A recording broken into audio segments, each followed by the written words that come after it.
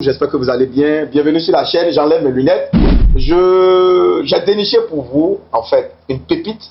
Elle va se présenter tout à l'heure. Elle fait et de la pisciculture et de l'agriculture hors sol.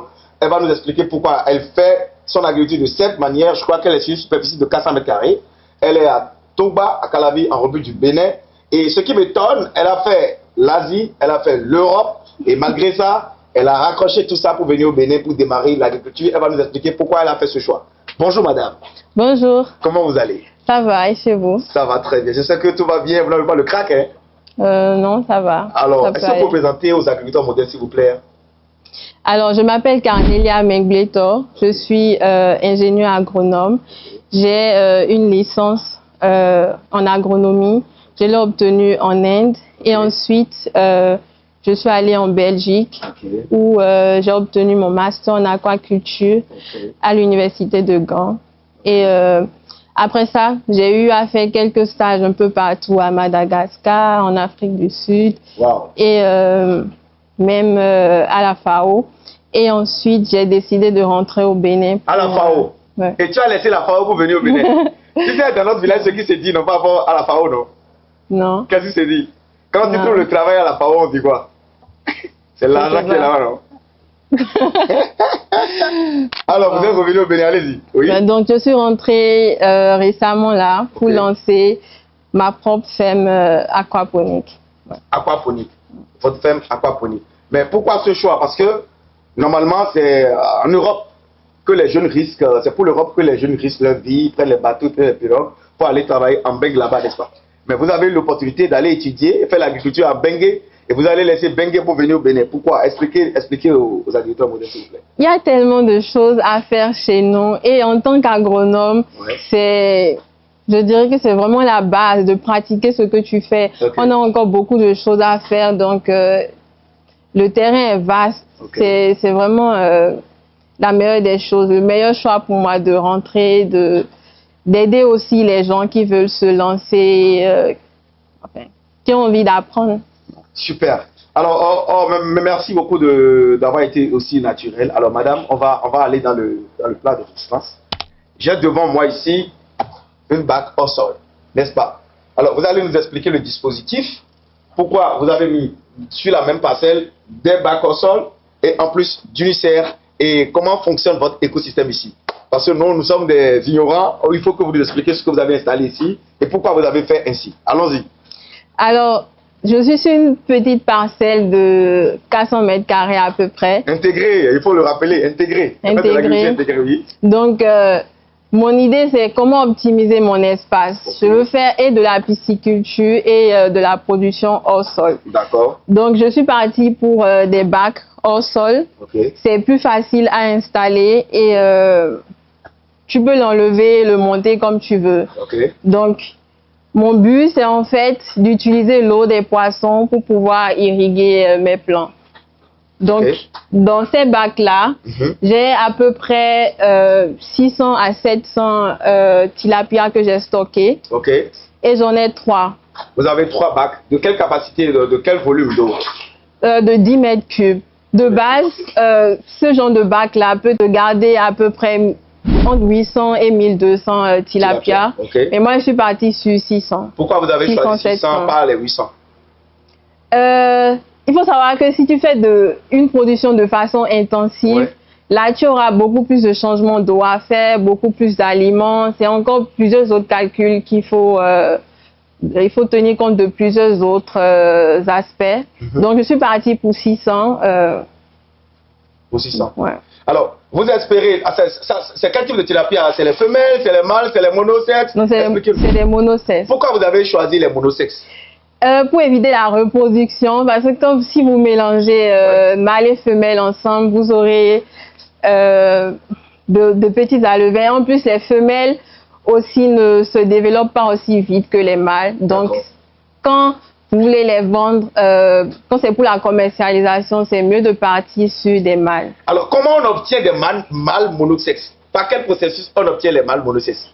Alors, moi, sur mon site-là, je ne suis pas dans la partie écloserie. Ok. Donc, ce que je fais, j'ai mon fournisseur d'alevin. Qui vous fournit des alevins monosex. fournit des alevins. Bon, les gars, c'est pas l'hormonage, on utilise de l'hormone pour pouvoir sélectionner que des poissons mâles. Alors, madame, j'ai vu que l'eau sent bon, etc. et tout. C'est quoi le secret? Est-ce que c'est à cause de l'oxygénation? Qu'est-ce qui se passe? Alors, je fais des changements d'eau de façon régulière. À quel rythme? Je dirais à peu près 3 fois par semaine. Waouh! Je change l'eau de façon... Vous changez 30 mètres cubes par semaine?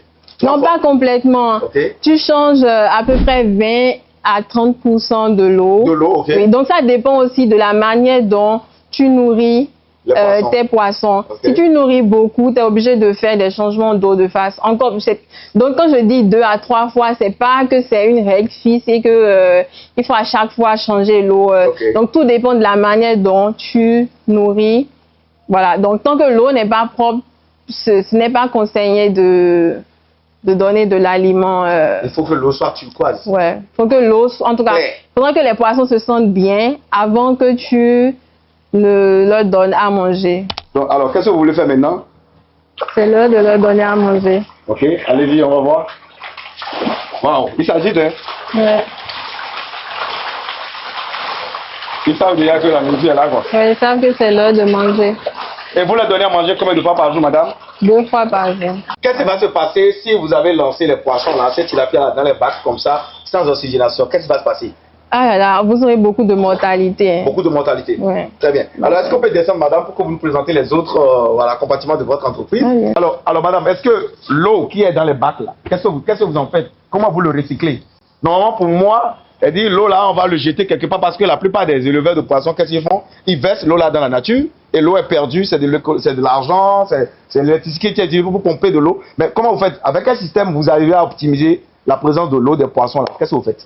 Non, pas du tout. Alors ici, ce qu'on fait, c'est que l'eau des poissons est utilisée pour la culture au sol. Donc, on a des châteaux qui gardent l'eau. Okay, donc, l'eau va... sont devant nous, là. Oui, donc l'eau va dans les châteaux et ensuite, j'ai installé un système goutte à goutte où l'eau est directement utilisée pour les plants. On peut voir ça? Oui, bien sûr. On passe par où? Non, on vous suit, hein. Donc, voilà. Bon, les gars, venez. Ok, super. On voit que vous êtes en fin de récolte, là. Ouais, là, on est en fin de récolte, ce qui fait qu'on a enlevé toutes les feuilles. Au fur et à mesure qu'on récoltait, on enlève les feuilles et tout. Pourquoi vous enlevez les feuilles au fur et à mesure que vous récoltez vos concombres? Pour que la plante puisse focaliser son énergie sur... le fait de nous donner de meilleurs fruits, de plus gros fruits. Donc, on enlève les feuilles qui sont inutiles au fur et à mesure que la récolte se fait. Alors, quel est l'avantage de produits? Parce que je vois ici que vous faites du hors-sol, mais je vois qu'il y a un peu de sol dedans. Ouais, là, c'est un mélange de terreau, de fibres de coco, de toubes de coco. Donc, c'est mieux quand tu fais tout pour que les conditions soient réunies, pour que tes plants puissent bien grandir. Donc, c'est maximiser la production. Donc, tu fais en sorte que tu as un bon environnement pour que les plantes puissent exploser le maximum de leur potentiel. Pourquoi vous avez fait le choix de ce substrat-là? Terreau, fibre de coco et quoi encore? Toubes de coco. Toubes de coco.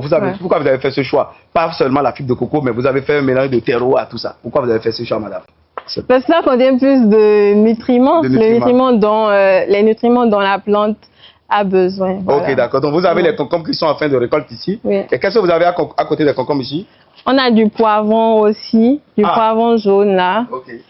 Je vois les gars, venez voir, c'est des concombres qu'elle récolte. C'est vraiment la fin. On connaît, c'est vraiment la fin. Donc, vous avez du poivron à côté? Ouais. Ok, d'accord. On est aussi en pleine récolte de tomates. On a presque fini. Ok. Actuellement, la tomate est à combien sur le marché? Alors, je crois que actuellement, c'est la production où la tomate est vraiment moins chère. On n'est pas en saison de pluie, quoi, c'est moins cher. Donc c'est moins cher. Ouais. Je suis pas trop sûre, mais moi, je le vends à 1000 francs le kilo. 1000 francs le kilo. Ouais. Vous arrivez à les écouler? Oui, bien sûr. La demande y est? Yes, ça va. Yes, ça va. Ouais. Alors, d'accord, super. Alors, madame, ce que j'ai vu et je vous ai contacté, c'est ça. Ah. Alors, J'ai vu ça sur vos réseaux sociaux. Okay. Et quand vous étiez en train de faire votre vlog, en train de la fabriquer, alors qu'est-ce que c'est? C'est quoi ce dispositif? Qu'est-ce qu'il y a là? C'est des tours verticales. Ok. Donc le but, c'est de maximiser ou d'optimiser son espace pour pouvoir produire beaucoup plus. Donc par exemple, ceux qui ont une petite terrasse, qui ont un petit jardin et qui n'ont pas forcément un grand espace pour se lancer dans la production, ils peuvent juste avoir des tours verticales et s'essayer peut-être à la laitue, au persil, à n'importe quel légume. Et comment vous arrivez à irriguer ça? Alors, ça peut se faire manuellement ou avec un système de pompe. D'accord. Donc, ça, c'est des fraises. Ouais, c'est des fraisiers. Je m'essaye. Waouh! Et ça va donner comme ça, verticalement, comme ça, en suspension. Ouais. En tout cas, rappelez-moi, je vais revenir comment ça produit. Okay? Expliquez-nous le système, oui. Ouais, donc, ça peut se faire de façon automatique. Donc là, j'ai installé une pompe à l'intérieur. Et il suffit. On a aussi un minuteur. Ok. Bon, non, il faudrait que je branche ça. Mais bon. Il n'y a pas de souci. Le minuteur, ça permet de faire quoi? Ça permet automatiquement de programmer l'arrosage. Ok. Donc, si tu veux le faire 2 ou 3 fois par semaine, il suffit juste de programmer sur le minuteur. Et tu n'es pas là, le minuteur arrose les plantes seulement. Voilà. Donc ça, c'est si vous voulez le faire de façon automatique. Sinon, vous le faites juste manuellement. Mais est-ce que ça coûte très cher de posséder cette tour-là chez soi à la maison? Est-ce que ça coûte très cher? Non, je l'ai fait moi-même. Je les fabrique moi-même. Vous les fabriquez vous-même. Et si, par exemple, après avoir regardé cette vidéo, les gens sont intéressés, est-ce que vous pouvez accepter les former pour votre activité? Bien sûr, nous faisons des formations. En agriculture hors sol. Est-ce que vous pouvez aussi fournir au ménage ces genres de dispositifs prêts à l'emploi? Bien sûr, on les fait déjà en commercialisation. Elle est très gentille, il faut lui donner des cœurs dans la vidéo, les amis. Agriculteur moderne, j'ose croire qu'elle vous a plu cette vidéo. Je l'ai dénichée sur les réseaux sociaux. Elle fait son activité. Elle a quitté l'Europe et l'Asie pour venir s'installer en Afrique. Pourquoi pas démarrer une nouvelle aventure?